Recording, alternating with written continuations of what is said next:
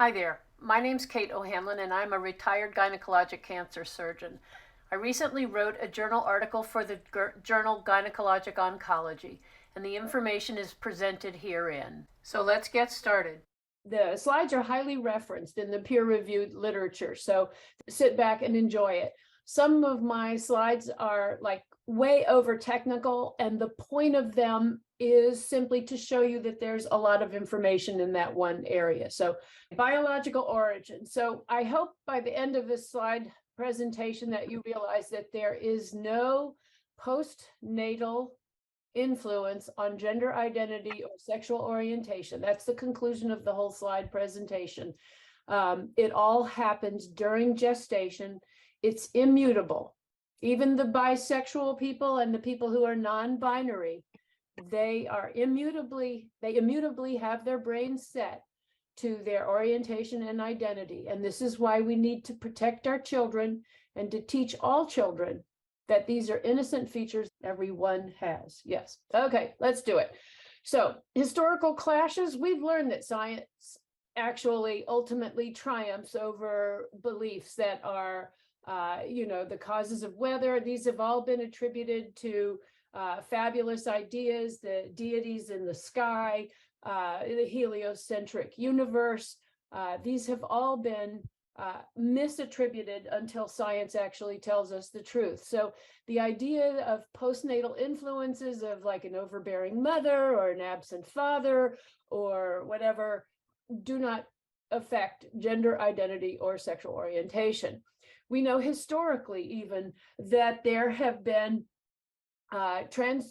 gender identity and sexual orientation issues presented throughout the ages. 5,000 years ago BCE, this individual, biologically a male, they can determine from the bones, but buried with vases and kitchen items and aiming in a direction that only females can aim in the burial customs there, showing that this was a transgender individual.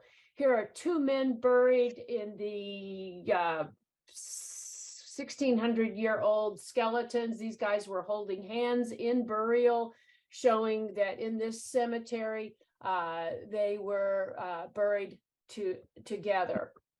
Okay, let's see. Moving on. This is a female skeleton buried with a sword and the items of war in a way that shows that she was killed during battle. And this is from Norway. So we know that all over the world, even here in India, this is ancient art showing women doing things that I really haven't quite imagined yet, but they look worthy of investigation. Here in the Louvre is an individual born with breasts and a large phallus, showing that even indeterminate sexuality or intersex status was present long ago. Here's art from the 18th century showing that transgenderism or just transvestism was a real thing. And then in a book by Max Straffield is described that in the Talmud from 5th century Judaism, 6 genders of children was recognized. Of course, a boy and a girl, but a tum-tum was neither clearly male or female. An androgynos was both male and female in their physical characteristics. An ailonit appeared female at birth but developed masculinely later. And a saris is appearing male at birth but later becomes a eunuch. So what we can see then is that there is evidence of all kinds of orientations and genders throughout history. How does all this start out? Well, I need to share with you a little bit of biology. So DNA, 3 cross-links of DNA. You've all seen that helix that everybody's seen. Looks like a ladder that people have twisted. DNA cross-links, 3 of them make a codon. So this is the letters that you learn in as a child in preschool. Many codons make a gene. The child learns to speak in preschool. Many genes make a protein, so the child learns sentences. Many proteins make a genetic expression, so then these sentences become concepts and ideas. And then the child around age 7 learns to manage their expression. And that is epigenetics. These are the proteins that bind onto the DNA and say which one of the double helices, because every gene has, there's 2 of every gene inside a human. So it determines which one of the genes gets to have their say. This is why identical twins are never perfectly identical. Okay, so among these 3 billion genes, 25,000 will code for just the control of these proteins. That's epigenetics. So this is what controls how to make a human. Now, moving on, this complex slide shows the development of an embryo during the lifetime. So an area which I will show you called the genital ridge becomes under control of these hormones. You don't have to memorize these, people. These hormones will determine whether the genital ridge is going to turn into a testis or the genital ridge is going to turn into an ovary. Then these hormones determine how well the ovary is going to work, how it's going to express hormones, how well the testis is going to express testosterone. And so that's differentiation, where the gonad, this plug of tissue that's indeterminate, becomes an ovary or a testis. And then organization is the process, again, during gestation, where an ovary or a testis during the first trimester of pregnancy tells the rest of the baby, the fetus's body, how to become either a male or a female. And all of this happens on a spectrum. Activation is what happens after a baby is born. Activation is when hormones tell the child to go through puberty. It's when an already established female, male, or non-binary individual begins to experience hormones as a pre-adult. Okay, so prenatal chemistry from genes causes determination is when proteins are made from the 23 non-sexual genes. Differentiation is when the plug of tissue, the gonads, develop into an ovary. Organization is when the gonadal hormones engender. They tell the brain you're going to act in a boy mode. Testosterone neural circuitry or non-testosterone neural circuitry. Testosterone influence on the genitals or no influence on the genitals. The female, you'll see, is actually the default human being. In the absence of any testosterone, a fetus will take on a female form and a fetal brain will be engendered as a female. Activation is postnatal. That is in adults, as we've mentioned. Okay, so in the first 7 to 14 days of a fetus being formed, and this is why, women who are trying to conceive should not be drinking alcohol. During the first 7 to 14 days, these hormones stimulate the genital ridge in the non-differentiated fetus to become either a male or a female. So we're not going through this entire slide. I just want you to know there's hormones, chemicals that influence it. Now, if we take, I'm going to speed ahead so that you can see. Here's the plug of a fetus. So you can see it doesn't even look like a human yet. This is a half of an inch in size, a half inch. And so if you look right in here along the backbone, you will see what's called the genital ridge, a little plug of tissue that develops either into a testis or a ovary. So here's the little fetus, here's the little backbone area, and here's the little plug of tissue that's going to either become an ovary or a testis. Okay, so determination then. We'll do ovaries first, then we will do the testis next. At 42 days, so that's about 6 weeks, in the absence of any hormones, it will turn into a female. But if chemicals, the SRY chemical is released early and strong, or and not delayed, then it will turn into a male. But absent SRY, then it will turn into a female. Estrogen does not influence the formation of an embryo. The absence of any hormones causes a female, because frankly, we girls are the default humans. So our little genital gland called the clitoris will keep enlarging for the next 7 weeks or so. Our brains, after an ovary is organized, will begin to become organized. Our brain will become organized, female typical and androphilic. If there's a teeny little bit of testosterone in there, it could become non-binary or bisexual. All right, let's keep going. Now, determination of a testis. Again, teeny little fetus there. Males happen if SRY is secreted, and then the testis engenders the brain and bones as male typical and gynophilic. If there's too little testosterone, it will be a little less gynophilic and a little less male identified. The genital tubercle may not grow as much beyond 84 days, but typically under the influence of testosterone, it will continue growing. And then there's a hormone that regresses the formation of a uterus on the inside. Now, cholesterol and different adrenal hormones can be transformed, and we'll talk about this later, into testosterone. And adrenal problems in the fetus can cause non-binary intersex status, or can cause female to male transgenderism.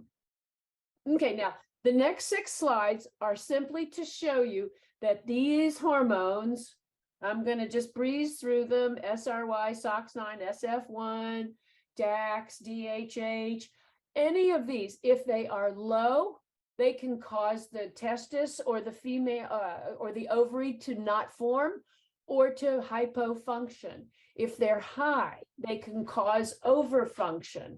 Okay, dysgenetic gonads, they can cause polycystic ovaries, they can cause ambiguous genitals.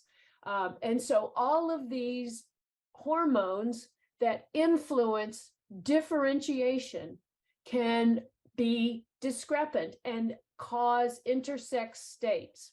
So at 7 weeks, we're going to look at some genitals here. This is called the genital tubercle. This opening is the opening of the cloaca. This would become the anus. This would be the urethra. And this is our tailbone. At 7 weeks, all girls and boys are exactly the same. 7.5 weeks, the genital tubercle keeps getting bigger. The urethral opening goes all the way down the genital tubercle. Here's the anus, there's the tail. Okay, here now at 8 weeks, genital tubercle is still kind of big. That's an anus. The urethra is right up there. The tail isn't growing, but the baby is growing. So this is just going to become the tip of the coccyx, your tailbone. At 9 weeks, which is a girl and which is a boy? Can you tell the difference? Because we're going to do an ultrasound on this baby and see if we can tell if it's a girl or a boy. Is this a girl or is this a girl? Can anybody tell?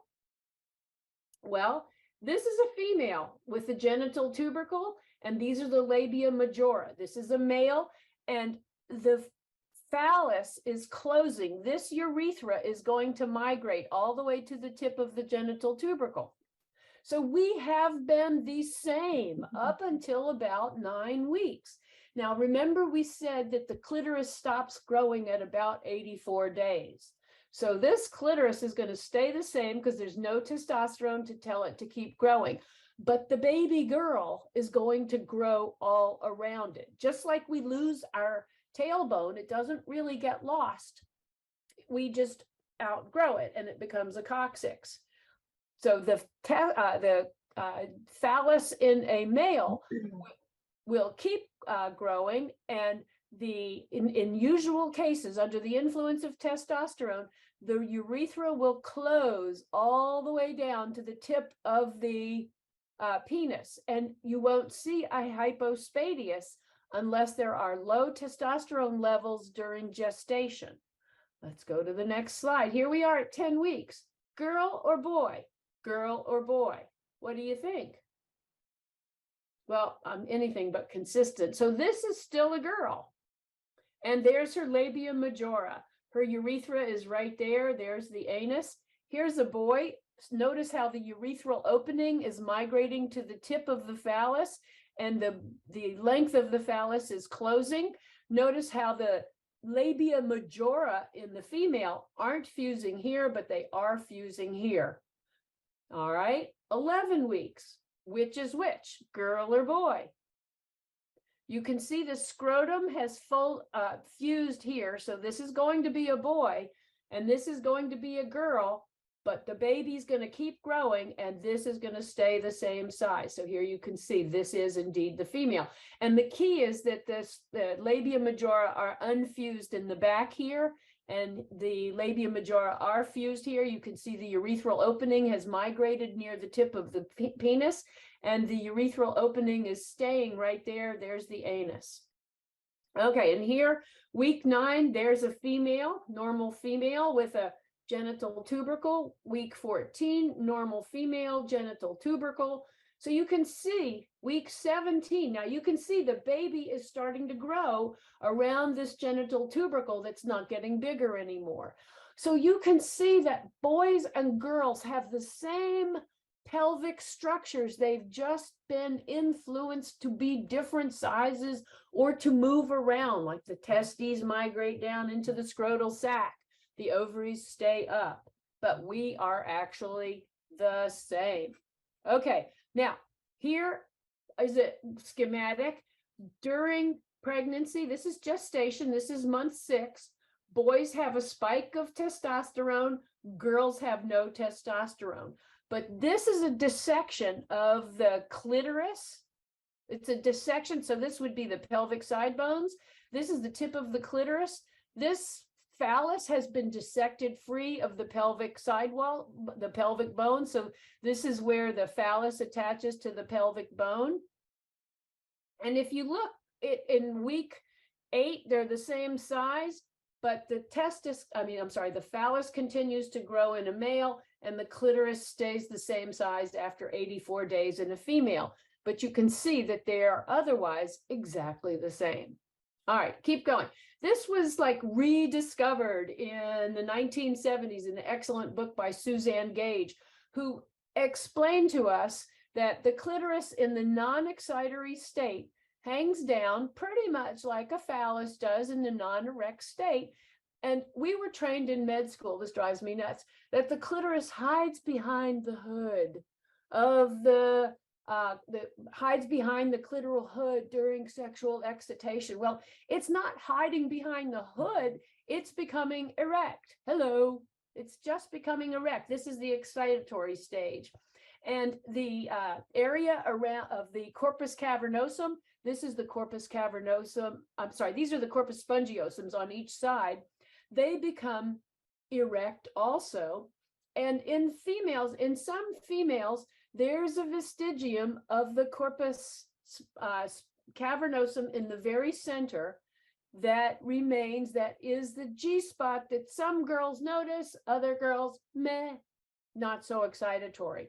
But, you know, everybody's genitals are some variation of this style. Okay, organization. So what happens in the brain then?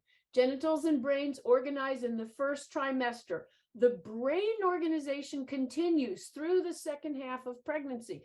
And this is why you can have engendering of the brain in a different way than the genitals sometimes. It's what happens during the second trimester. And maybe some males experience a spike of testosterone shortly after birth, but then it goes away until puberty. These processes can be influenced independently, though, and that's why you can also have transgenderism. Anticonvulsants that are commonly used have been associated with transgender status, and that can be associated, that can influence the engendering of the brain. Okay, now, Remember all those chemicals that I showed you during the differentiation phase? There were 32 that I showed you because I counted them. If each of these 32 chemicals can be high, normal, or low, let's just say, never mind the spectrum, each of these 32 is either super on, super off, or normal. To determine the spectrum of possibilities, you would take 3, because there's 3 possibilities, to the 32nd power. And that means that there are 1,852,000,000,000, no, 1,852,000,000,000,000, 20,188,000,000 possible sexual outcomes of gender and identity. And that is why we have a spectrum. Now let's see how that plays out in behavior. So again, here's more on the genitals. This is a hypospadias. This infant had lower testosterone during pregnancy, and this would be even a low presentation of the urethral opening. But this would be an intersex state where you can't tell if this is a large clitoris with a urethra down between the quote unquote majora. You can't tell. So this is what intersex can look like. And again, here is an individual with a large clitoris, because here's the uterus on the inside, here's ovaries, but somehow there was extra testosterone during this fetal growth that caused the extra growth of the clitoris. So this is why we have abandoned the idea of cutting down an infant's enlarged clitoris when you can't tell if it's a boy or a girl. When I was training as a resident, it was considered an emergency if you couldn't tell if a child was a boy or a girl.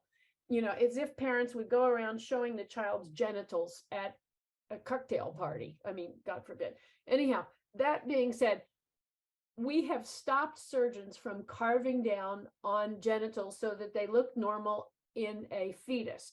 We have reserved it to the time when a child has gone through puberty so that the child can say, I'm a boy, I'm a girl, and I want more gender typical appearance of my genitals. That's according to the Nuremberg principles, you don't do plastic surgery on a baby. All right. Now, since like 1949, this book, I found this great book on human sexual anatomy by Dickinson.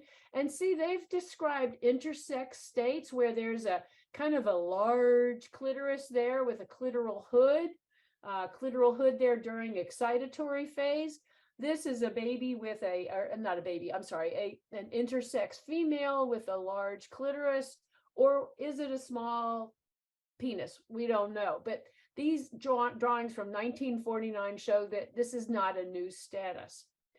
So when I was the chair of diversity, inclusion, and equity for the Society for Gynecologic Oncologists, I put all of this biological information together to talk about how it presents in the teenage and adult human, and to emphasize, and this was published in Gynecologic Oncology, to emphasize that there's a spectrum of presentation that we need to understand to really welcome all humans into the world.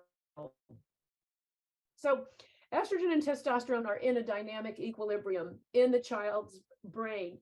Estrogen is produced in men. If you inject estrogen in a fetal mouse, it will actually be converted into a testosterone and act like a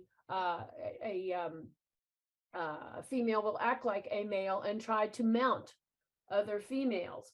Likewise, if there is, say, DES hormone that's ingested, I don't know if anybody's old enough to remember DES was given to prevent miscarriages, but children who were exposed to DES, girls, had a high likelihood of becoming bisexual or even transgender. I'm sorry, lesbian or transgender. So during organization, variable levels of testosterone, and they've been tested in the cord blood, it's 9 times higher in males compared to females.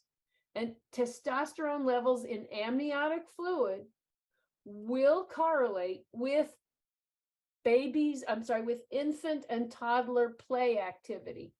If you measure the testosterone cord blood in hundreds of children, and they have, Davis and Hines did, and then you correlate it 5 years later, 7 years later with toddler and childhood play behavior, and you know that you psychologists have described play differences between boys and girls. Boys are more aggressive. They like tractors and trucks. Girls are less active, less aggressive. They prefer dolls. And these are the stereotypes.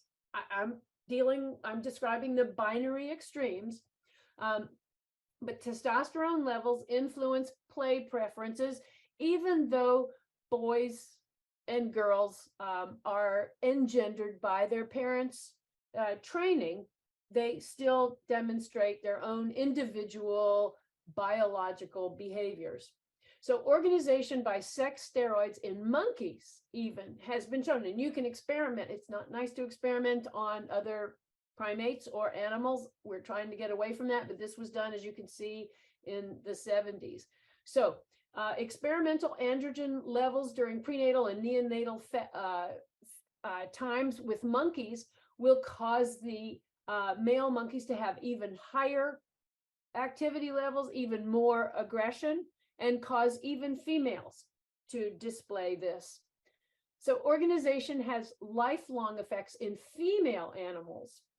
If you inject pregnant mother pigs or monkeys with testosterone, the females will have larger genital tubercles, male-like genitalia. They will do more mounting behavior, and they will not do it's called lordotic presentation, where the lower back is arched and the butt is presented. That's called lordotic presentation. Lordosis is when you have a arch of your lower back. So they won't present like as is typical. So here it is schematically in these behavioral studies done on rats. So here is, let's just call this a male rat. A normal male rat expectedly will try and mount a female rat. This is lordotic presentation.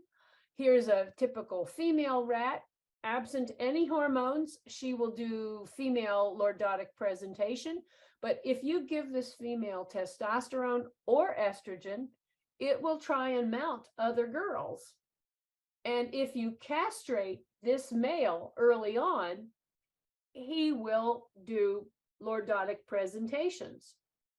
So they've shown that hormones during gestation can influence behavior later. This was the beginning of it. So organization happens during gestation. The absence of any androgen or testosterone results in female-like orientation and female typical anatomy in both males and females. The excess of estrogens in a dose-dependent fashion will result in more male typical anatomy, childhood aggressive play, and variations in both sexual orientation and gender identity. So there is now a cross-sex shift hypothesis, predicts that homosexuals will be, and we've seen this, lesbians are slightly more male-like. We have lower voices. I'm a lesbian. Lower voices, even though I don't have such a low voice. And we will have the neurobehavioral traits of opposite sex. Like lesbians have been shown, sorry, all girls, to throw better than heterosexual women. Male homosexuals have been shown to have better spatial orientation and a slightly higher voice and a more fluid walk. I'm doing stereotypes. Please forgive me and allow me to do stereotypes. But the stereotypes come from reality. Plus, I'm allowed to since I'm homosexual. Okay, so am I okay, Ellen? Ellen? Yeah, you're fine. You're doing great. Good. I just want to make sure I'm using stereotypes here. Okay, so females with increased fetal androgen will show increased male typical behavior. Males with decreased fetal androgen will show more female typical. Let's see how that plays out in the real world. So childhood predictors, playing with gender atypical toys, displaying non-gender stereotypical careers, gender identity confusion in adolescence, negative reaction to breast development or menarche, especially for transgender people. These are the predictors of adult homosexuality or transgenderism.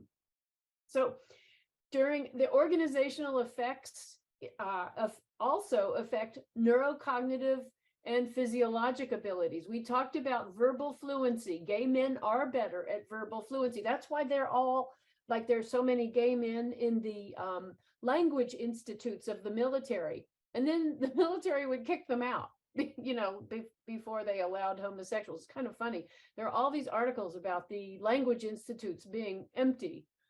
Category and synonym fluency, spatial memory. That's why you see more gay males are interior decorators. These are stereotypes. Heterosexual men and lesbians throw better, and we're better at visuospatial functioning, which is why we're more likely to be STEMmy or engineering people, even though I'm doing stereotypes here. There are bony differences. So the binary differences in bones. Men are taller typically, you'll grant me that, right? Men have narrower hips, narrow pelvic bones.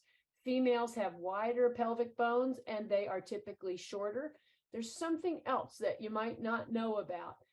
The finger bones and the ring bones. So there's a difference between the second digit and the fourth digit in men and in women. So we've talked about the pubic bones, the sciatic notch, pelvic inlet. So there's differences. So now this is the 2D, 4D difference. In females, the index finger is longer than the ring finger, or at least equal. And this is a generality. Don't you guys be looking at your hands to see if you're homosexual or not. In men, the index finger is usually shorter than the ring finger. And in homosexual women, the index finger tends to be shorter. And in gay men, the index finger tends to be longer. So that's called the 2D, 4D digit ratio. It's called a dimorphic trait. And I'm going to be speaking now a lot about dimorphic traits. It's constant since birth. It's not influenced by hormone levels. They've done a lot of peer-reviewed published projects associating this with numerical competencies, spatial skills, cognitive abilities, academic performance, etc. And so bone structure is real. Here's another organizational effect, gait. Gait is biologically confirmed as dimorphic. Males have typically tubular movement with shoulder swagger, and women have a more fluid movement with a hip sway. And we all know the stereotype of gay men kind of swaggering around, kind of in an effeminate fashion. That's an exaggeration. And you've seen that you can tell when a lesbian lumbers into the room. Again, stereotypes, please allow me. But they've done studies where they computer generate gender typical or atypical animations, and people can make guesses about whether they are gay or not. Okay. And they're guessing whether a computer animation is gay. Okay, phonation, that's another feature. You can tell sometimes, and here's the stereotype, when you're talking to a lesbian on the telephone, or when you're talking to a gay man and they respond to you. So laryngeal anatomy is different in males and females. This is why females have such a high voice, or males have a lower voice, and homosexuals and transgender people are in the gender atypical range, or in between extremes of the binary masculine and feminine. Gay men and lesbians sound less gender typical on average, but not always. So again, I'm dealing in stereotypes. Audiology, here is a feature where they tested what's called otoacoustic responses. So when a click evokes in your ear, that's electronically put in your ear, they test for emissions, not like can you hear it or can you not hear it, like an audiology test. They're looking for a nerve emission that shows that your body heard it. And lesbians' click-evoked autoacoustic emissions were more masculinized. Men hear lower pitches. Maybe you get traditionally help them find, I don't know, food in the woods. And trans girls also, male to female, were feminized, showing that their brain has been feminized. And in fact, let's look at brains now, because not only brain function, physiology, but brain anatomy is gendered during organization in the womb. Males and females have different anatomies. This is a male typical area lighting up during sexual excitement. This is a female typical lighting up during sexual excitement. And so heterosexual females, this is what they look like, and this is what males look like. And then if you compare, here's heterosexual males and homosexual females lighting up during sexual excitement during a PET scan. And here's heterosexual females and homosexual males looking more similar also, showing that the amygdala anatomy resembles that of the opposite sex. So this is showing biological features that correlate with orientation. Brain function. So we've talked already about some brain function. Female face causes greater reaction in the thalamus. And this is when you are doing those PET scans looking for excitatory regions. Lesbians prefer female hormones. The EEG patterns of homosexual males are more like females. So these are things you can't change, but they associate with sexual orientation in a middle of the spectrum way. Now, for our transgender brothers and sisters, the same is true. There are changes that have been shown in many sites in their brain that correlate not with the brain, not with the genital anatomy or the chromosomes, but with the identified gender of a transgender person. And this is why we need to wait and listen to transgender youth and let them pass through their puberty and tell us who they are, and then we need to listen. And when surgery, I think nobody would argue that surgery helps a person with appendicitis, or surgery can help certain types of cancer.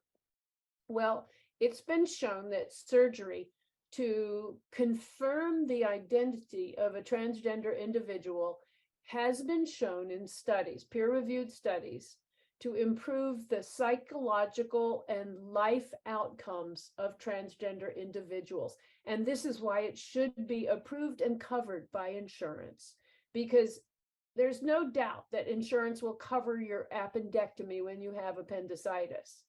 But there is doubt in many states that there's an absence of coverage for transgenderism surgeries to help these individuals achieve their normal anatomy. Okay, keep going. So here's one, I published a paper on doing laparoscopic hysterectomies on female to male transgender individuals. You don't want this fellow pictured right here to have a menstrual period, for God's sake. This is one of my patients. He's given me permission to show this picture of him. This is a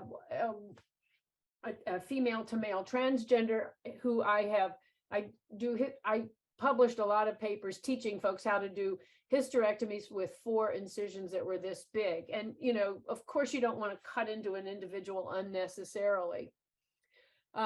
So in looking at why some people, what the biological correlates can be of transgenderism, we can compare polycystic ovarian findings, which is a correlate with lesbianism compared to heterosexualism.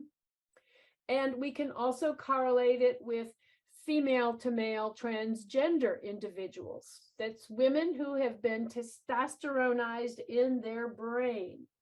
They have elevated androgens in their blood, many of them. They have the precursors of androgens in their blood compared to heterosexual women, many of them. And these are statistically significant differences. Now, polycystic ovarian syndrome is a syndrome in which the ovaries don't ovulate very well, and there's slight elevation in levels of testosterone. If this happens during gestation, then the brain can be androgenized, correlating with transgender status, and the genitals can be androgenized, correlated with intersex states. So let's go back here. Prenatal androgens and genetic boys. It's hypothesized that ADHD and hyperactivity syndrome are partially caused by high intrauterine testosterone. We see more ADHD in homosexual females, and androgen treatment in early postnatal states can increase activity to an ADHD state. I'm sorry that you can't see that. I apologize, my slide, I don't know why it's not fitting there. And it correlates also with 2D, 4D in children with activity, hyperactivity syndromes. Organization in chromosomal females, a congenital adrenal hyperplasia or overgrowth. I mentioned before, the adrenals secrete hormones,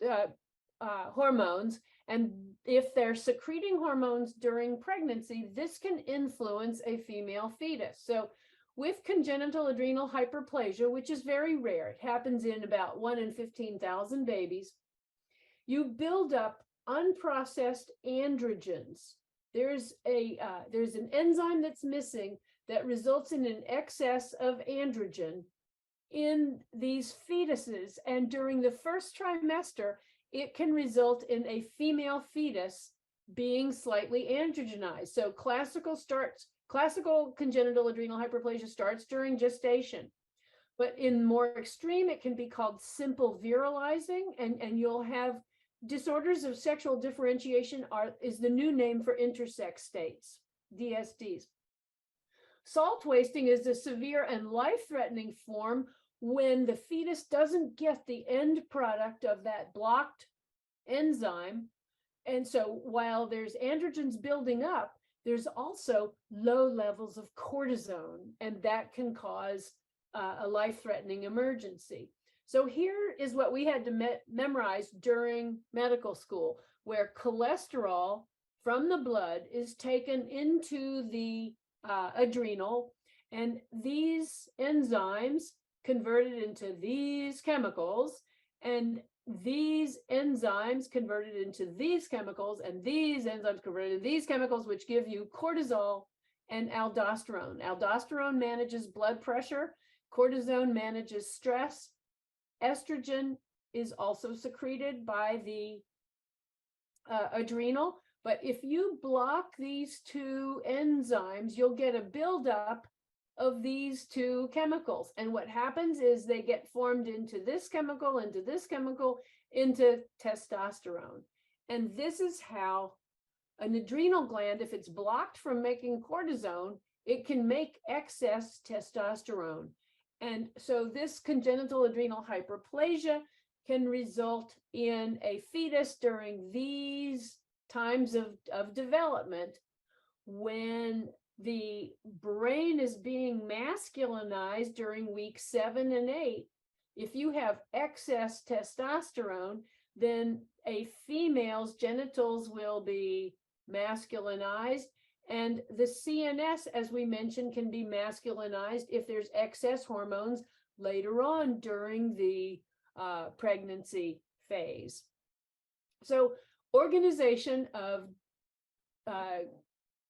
genetic females with congenital adrenal hyperplasia means that these unprocessed excess male hormones will masculinize the brains and bones. And so girls with congenital hyperplasia will have a larger clitoris, ambiguous genitals, narrower pelvis, shorter index finger, more aggressive play behavior. Half of them can become lesbian, and some of them will be transgender.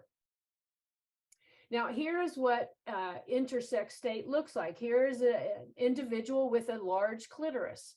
Now, no female with a large clitoris, study's been done, will want that clitoris to be carved down. The women who are adults who had their clitoris carved down as babies have been surveyed, and they are angry. They're aroused state can be painful because of scarring.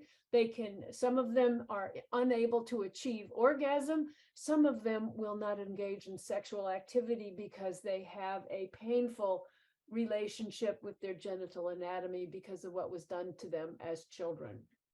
So these DSDs, diverse sexual development is what it's called now, is the spectrum of anatomy that develops due to the spectrum of proteins and hormones that influence fetal growth, fetal genital growth. So here's another transgender status. This is a fetus with a genital tubercle that's indeterminate. And the new guidelines put out for the managing of diversity of sexual development says, do not operate on these individuals. You can call them Chris, you can call them Pat or Tracy or any other name, but do not operate on them. So genetic females with congenital adrenal hyperplasia have congenital adrenal hyperplasia compared to controls are much more likely to have bisexual lesbian imagery, more likely to develop lesbian partners. Yeah, maybe they're not lesbians, but their partners are. Okay, little joke there, sorry. Moving on. Okay, so organization of genetic females, their ovaries. This is a picture of ovaries of a normal female during growth. These are the follicles. These are the during the latter half of pregnancy and early after birth. The ovaries will make more and more and more eggs. Like the ovary has like 2 trillion eggs at the time of birth. And then by the time of puberty, you only have about 1 billion, say. But a testosterone treated or polycystic ovarian syndrome, these follicles become very large. So this is a polycystic ovary. And this ultrasound finding, this is actually called a pearl necklace ovary because there's all these little cysts around the surface. So genetic females with congenital adrenal hyperplasia are more likely to have polycystic ovarian syndrome and more likely to be transgender or lesbian. More research. Okay, XX females with congenital adrenal hyperplasia, they have more gender dysphoria, and you can look all these up.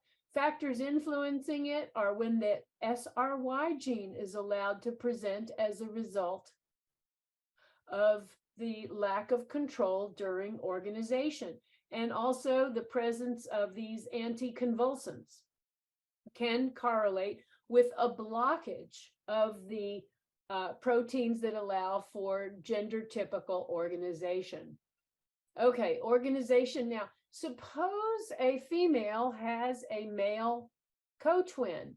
So in 2007, this historian Luma studied the Finnish civil records from the 18th and 19th century because they kept meticulous records of births and deaths and twins. And what they found was in their culture, no birth control, and all women had to get married. The females who had a male co-twin were 25% less likely to have children or get married than females who had female co-twins. What do you think is going on there? I'll tell you. It's because the male co-twin who has testosterone in his baby boy blood is peeing that testosterone out into his amniotic fluid and swallowing it and peeing it out and swallowing it and making it from his testes and his adrenals.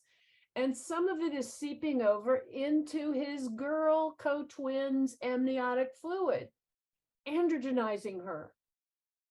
And this is why they are less likely to marry at all, even though all women at that time were supposed to get married. And so recent studies of females who had a male co-twin showed that they had a more masculine pattern of aggressive child play, more 2D, 4D hand architecture, other bone structure, reduced risk of disordered eating, and that's a dimorphic trait. Gay men and heterosexual women are more likely to have disordered eating patterns compared with lesbian women who are more likely to be overweight.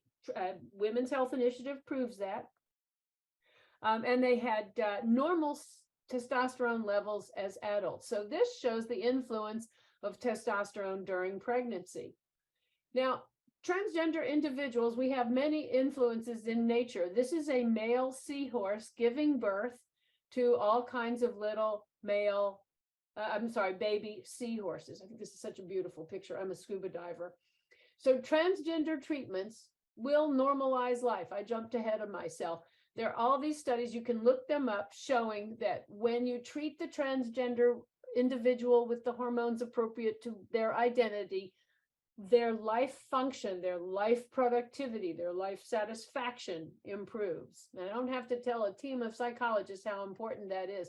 This is just another slide with references of the same thing.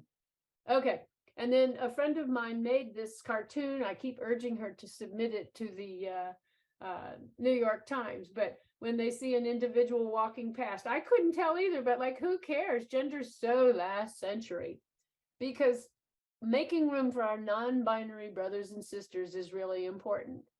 So here's an individual who identifies as non-binary, and this is the breastwork. This is a different picture of one of my male patients, my female to male transgender patients, who had large breasts removed. And even though there's some scarring here because of the stretching of the tissue, that's a nice little six-pack there, showing respect. So here's a transgender man pregnant and delivering a baby. They just have to stop their testosterone for a while, and their ovaries will start to ovulate, and they can and do get pregnant. So we need to get ready and welcome these individuals. Now, more biology of homosexuality, male homosexuality. There's a maternal immune response. So it's called the fraternal birth order effect. It's the finding that having more older brothers increases the probability of homosexuality in the youngest brother, the babyest brother. What do you think is happening there? Well, mother is getting immunized from her first pregnancy, second pregnancy, third pregnancy on with SRY and other Y-linked proteins. They seep into her blood from baby's blood and result in her saying, that's a foreign protein. And she develops an antibody to it. She traps those proteins then. Well, her antibodies can seep into baby boy's blood. So with each pregnancy, she gets more immunized against that baby boy's gendering proteins and hormones. So the youngest baby in a series of 2, 3, or 4, usually 4 or so, can be hypoestrogenized. So they can block the male differentiation. So what we can see then, there's at least 10 studies showing significantly later birth order was observed in at least 15% of homosexual men and some transgender male to females. In other words, gay men have more older brothers than straight men. Okay, and there's no birth order effect for females. Now, organization in XY males, the fraternal birth order effect. Even men who don't identify as gay, but who might anonymously say, well, you know, I thought he was really good looking. He kind of turned me on a little bit, had greater mean order number of older brothers. And that's a dimorphic trait. I think you'll accept it. Females have higher scores on compassion indices and empathy indices than males do archetypically. I know there are men here, you know, you male couples therapists, I celebrate you and respect you, and you're the ones with compassion and empathy, and I'm grateful for you. But all your brothers are not as much like you so much. Okay, organization in XY males. XY males born even with normal testes, perfectly normal genetics, but at birth they were injured after birth they were injured at circumcision, and their phallus was injured. And so John Money at I forget what's the name of his in Baltimore, Johns Hopkins, said, we'll just raise them as girls, carve down their little phallus, remove their testicles, and raise them as girls. or children who are born with a condition called cloacal exstrophy. Remember how at birth, how close the anus was to the urethra? Well, some babies don't fuse down there. That area in slang terms is called the taint.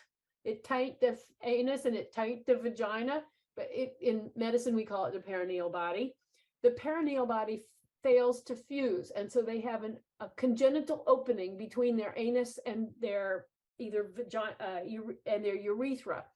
So if you operate on them to help fix them, it's hard to make a good phallus. So they've said, okay, well, I know it's a boy, but just carve down the clitoris and call it a girl.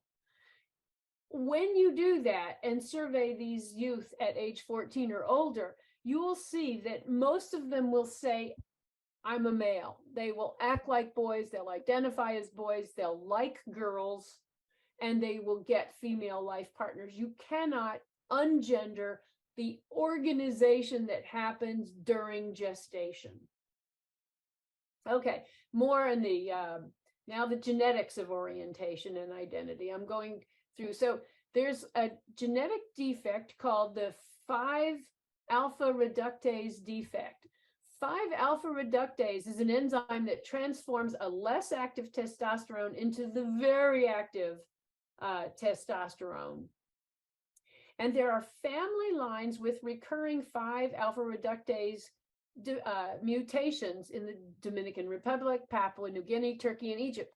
These individuals are born looking like biological females. They have essentially a clitoris and a vagina, but they act like little boys. And as you see the spectrum of activity, even though they are XY males, they will act like females. So you see the biological profiles of ambiguous genitals, or even they're raised as girls, but then at puberty, what happens is their androgens surge and their bodies suddenly masculinize, their testes suddenly descend, and they're gender typical males. And families in these countries know who they are, and they say, oh, she may become a guy because she's gender atypical. And they just welcome the diversity. It's normal for them. Also, in XY genetic males, there's a condition called androgen insensitivity syndrome. That's where there's no receptor for the male hormone. So you can have high levels of testosterone all over the body, but if there's no receptor for the testosterone to fit into and then trigger the cellular activity of growth and changes that it causes, then the individual doesn't notice the testosterone and becomes a female. There's a particular movie star who is quite female, who stars in movies even this year, who is said to be a androgen insensitivity syndrome female. These females will have 2/3 of the vagina develop, but no uterus up top. They will have a testis in their abdomen that has to be removed because it can turn into a tumor. Testes that remain in the abdomen can develop tumors. They've got to go down into the scrotum. So they will have, most of them will have, even though they're XY males, they will, if they're female appearing, they'll have clitoromegaly or be indeterminate. Most of them are assigned female at birth. Some will transition at puberty, but most of them are psychologically female. They develop breasts. They're oriented towards men. They have a female 2D, 4D digit ratio and live a happy, normal life, but they just can't have children. Now, a lot of people have heard about the gay gene. That was described by Dean Hamer in 1993. And he said that about 28% of men will have this gene, and it doesn't account for all of male homosexuality. And it was confirmed later. There's been some other studies that that disputed it, But this gene is found in a lot of gay men. And the gay men who have the gene have a high level of concordance in their twin brothers. Okay, so concordance, what about identical twins? Remember, they are perfectly identical with regard to their genes, but what can be discrepant is the proteins that say which of the two genes that they have that are identical gets to speak up. So in significant, there's a significant contribution, especially for males. If a male is homosexual, 52% of their brothers, their identical twin brothers, will be homosexual also. And that makes sense because there's a half likelihood that one gene or the other will be covered. So 52% is a high level of concordancy in a twin study. If they're fraternal twins, then that means they're 22% concordant, which means that they are not, of course they're not identical, but they had the similar hormonal milieu during gestation. And if it's a non-twin, then it's 9% concordance. So they just have the same parents.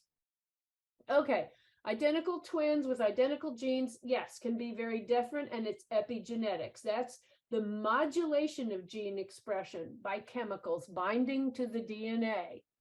So gay male co-twins will have higher 2D, 4D. Their bone structure, confirming that the digital effect wasn't genetic, it was hormonal in the uterus. It was likely epigenetic. Okay, so, oops, let's go back, darn it. The past concept was all males have high levels of testosterone during the weeks of gestation, peaking at around week 15 or so, and females should have none.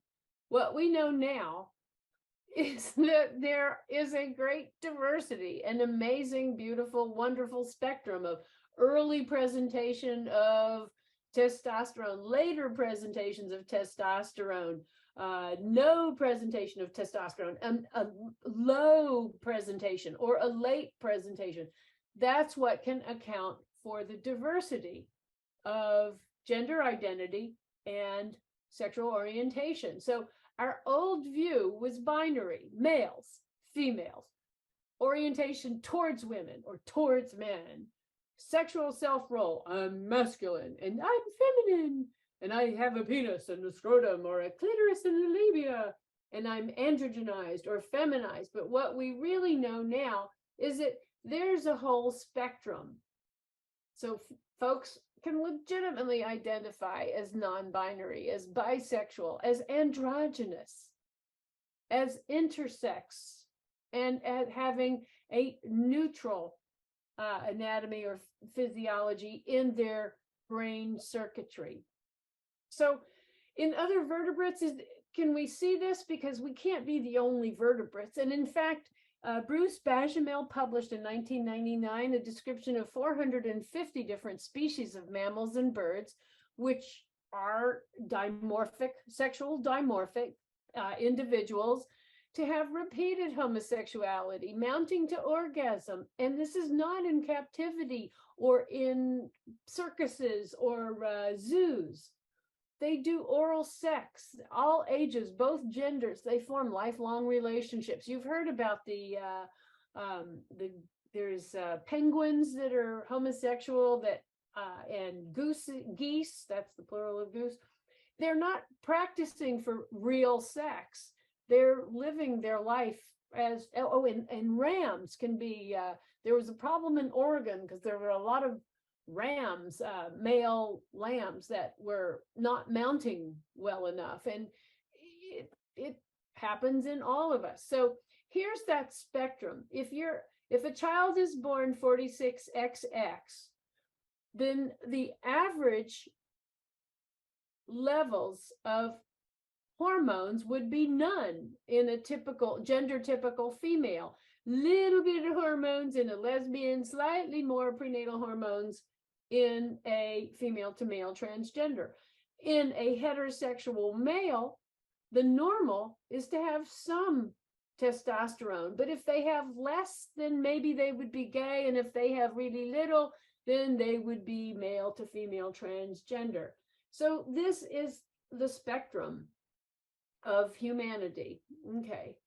So the book on social influences is not closed so much as it is blank, according to Simon LeVay in 2011. There is no proof that social environment after birth has an effect on gender identity or sexual orientation. This is by Schwab, and this was also published in the journal Neurobiology. This one isn't neurobiology, Frontiers in Neuroendocrinology, in 2011. So you've all heard of Maslow's hierarchy of needs fulfillment. We start by needing the basics: food, water, and don't beat me up. And then we start wanting shelter and warmth and, jobs and money. That transforms to community, career, intimacy, and family. So these levels of safety and security go up. But if you look at the challenges that gay men, lesbians, and transgender individuals face, there's school and family disdain. It starts in the family, expecting all kids to be heterosexual and gender typical. Then it continues in the media that children are exposed to.